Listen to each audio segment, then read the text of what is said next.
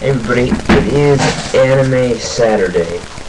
I know it's kind of weird to make this video, especially since I said I'd be making Anime Fridays for the next 3 weeks, since I'm taking a break of buying stuff, you know. So, yeah, there's that. Anyways, since it's Anime Saturday today, I just thought I'd talk about a series that I know pretty well by now, considering I've read like the first 10, well, basically the first season. And basically, I'll only be talking about the first season of this series. So, the series I'll be talking about is obvious, Rosario+Vampire. I've collected the first season completely. As you can see here, just 1 through 10, and that's a lot of books, and that cost a lot of money. Anyways, aside from that, let's just talk about it.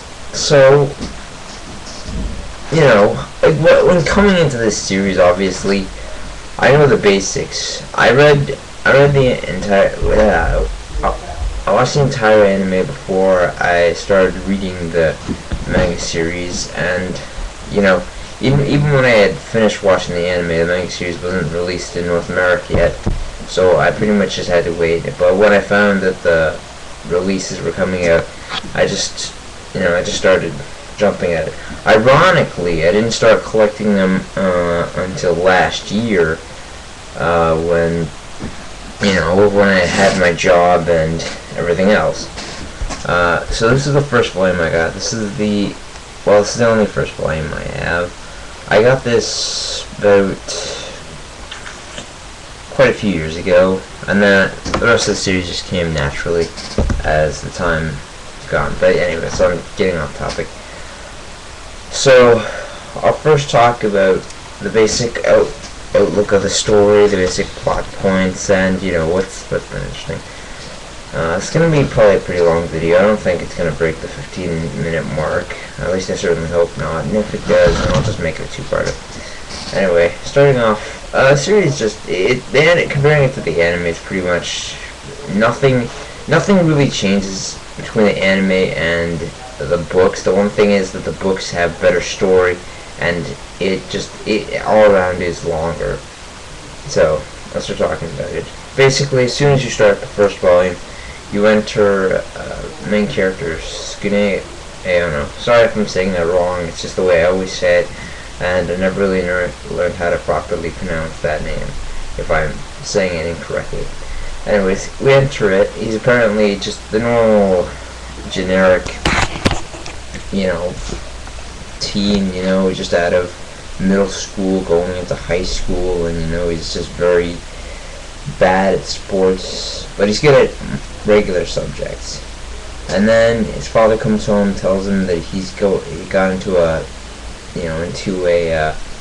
school, and then he goes on a bus, and then he goes, but earlier on, he finds out that it is a monster school.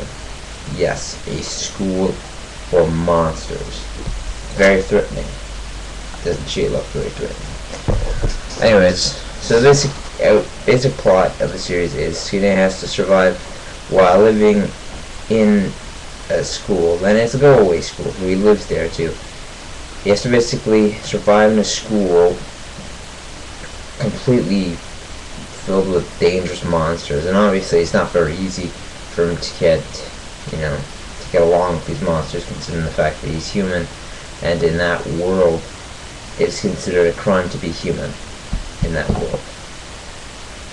Anyways, this obviously causes a lot of dangers and creates a lot of problems for him personally.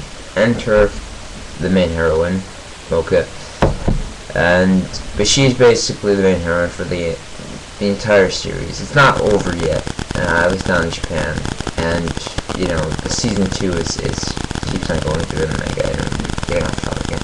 So basically we enter the main heroine, who is a vampire that seems really nice, and, you know, Skune instantly falls head over heels for her. And through the volumes, they get closer as friends, but to be honest, she never really says anything outright about a relationship. And then throughout the series passings, we see the other characters, Kurumu, We meet Mocha's dark side, which is basically the form of herself whenever they remove the Rosario, Midikari, and her, which I really don't remember the name right now. I'm really bad at this. But either way, he meets other girls, and they tend to fall for his somewhat human characteristics. Anyways, so as the plot goes on, we reach the first major plot point, which is basically, for anyone that's never seen the series, I'm going to say spoiler alert right now, so if you don't want to be spoiled, then just turn off the video or skip through the part. I'll be honest right now, it'll probably be about, a few minutes explaining this. So, basically, we reach the major dent in the road where a lot of action is going to be happening. So, the so-called Protection Committee, much like in, well, I don't know, the only example I can think of is in Reborn, where it basically is run by a bunch of assholes that think that just because they're the most powerful people there, they can do whatever they want. Oh, plot point I missed. Scudé and the rest of the gang are part of the newspaper club. Yeah. Anyway, so yeah, they end up getting into a somewhat war because they're a part of the newspaper club, which I don't know, it's just something that happened in the previous years with the previous leader of the club. And again, he was kind of a horn dog, if you know what I mean. Which you probably don't if you've never seen the series. Anyways, so they reach the plot point. Basically, the discipline committee, they're assholes, and they try and take down the newspaper committee, just like they did the previous year. Unfortunately, they got a plan, and anytime Scudé takes off the Rosario on Mocha's chest, she becomes an incredibly badass, silver-haired, awesomely attractive, badass vampire. She gains full power, and she basically the earthly equivalent of Superman, except she can't fly. So she has super strength, super speed, and no one can beat her. She's basically at the top. She's the top dog when it comes to monsters, except for ghouls, I believe. I'm not quite sure about the German community. Anyways, so moving on, they basically beat the disciplinary committee while also giving Scudé a bit of power, as it were. Another plot point that's about to be spoiled for you, so, turn off the video if you already haven't. So, Mocha is able to transfer blood to Scudé and turns him into the creature of the night. That's right, a vampire. And he's able to beat the main bad guy with his own, with the power that's been transferred into him. Moving on. After that, it's pretty mellow for a while. I think I found kind of funny about the first arc ending was that this first arc was only like brought through the first 3 volumes. At least I think so. Sorry, it's been a while since I've read these. It's been brought through the first 3 volumes, and ironically, in the anime, that was actually the end of the series. The one thing they did differently with the anime series is they brought in the characters earlier, such as... I'm just going to look up her name for a second. Intermission.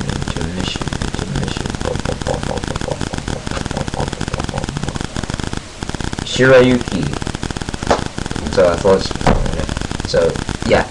Unlike in the books, in the anime, Shirayuki shows up a lot earlier, so she can help them all fight off thing. Also, in this, in the manga, it takes them longer to get to certain points that were really shown out in the movie, or in the show. I'm not really sure if that was a good idea. I think it was cool that they brought in the characters earlier just so it would cause less trouble. But, it's kind of it's a pacing issue. I don't know. I mean, if you like things going fast, then I suggest watching the anime. The thing is, the anime is just, like, a lot less interesting in a sense. Anyways, so, after that, they had they're taking a trip to the human world while most of Skinny's group being monsters or witches. They go to the human world, basically kind of tense and worried that people might figure out what they are, and and I think the basic rules of the human world and the monster world are basically the same, aside from the prejudice. So basically, monsters get killed, or humans do. You gotta accept it either way it goes. Anyways, so yeah, they go to the human world, they meet another character that will become another part of Skinny's group, but sort of an iffy, on and off kind of character, and that character is Ruby, which I'll try and find a picture of right now, and here she is. We get Ruby, another witch, but a more experienced fighter, and a bit smarter than Yukari. At least I consider that the case. Anyways, oh dear God, I keep saying anyways. So far in the story, they have beaten up two major villains, and you might be wondering where are they going with this. Well, the plot that's coming up right now, and it's leading up to this, is basically there have been these creatures that have been attacking the students called sorry, I have to keep looking in for information. I'm just kind of going disastrous.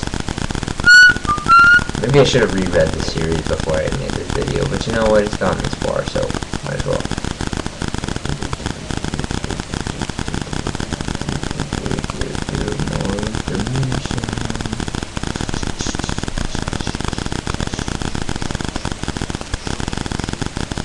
Well, I can't really find it right now, but basically, I'm not sure what the case is. It's just basically self-hating monsters, or monsters that hate, being considered weak.